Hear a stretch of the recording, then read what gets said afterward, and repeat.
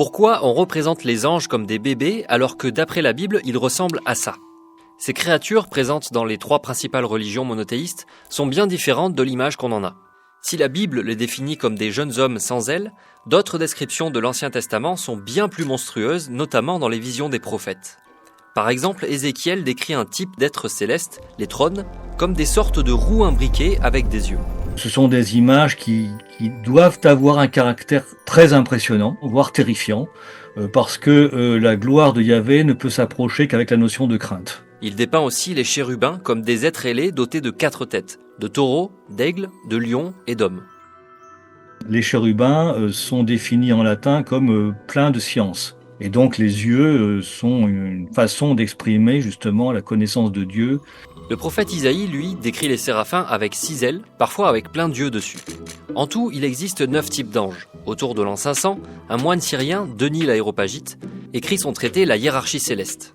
Il organise 9 chœurs répartis en 3 triades, avec des anges messagers en contact avec les hommes, des anges guerriers, des princes, et en haut, les assistants de Dieu.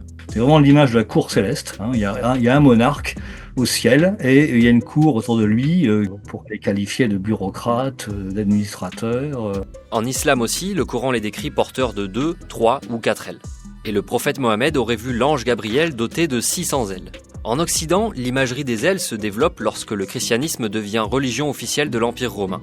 Et à la fin du Moyen-Âge, on voit apparaître différents âges, jusqu'à des anges bébés à la Renaissance. Ce qui reste universel, c'est que l'ange est une figure de paix et de protection.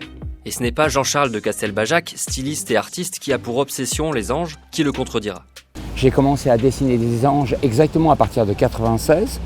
Et puis progressivement, j'ai été toyé par des artistes à la bombe. Progressivement, ils m'ont laissé m'exprimer.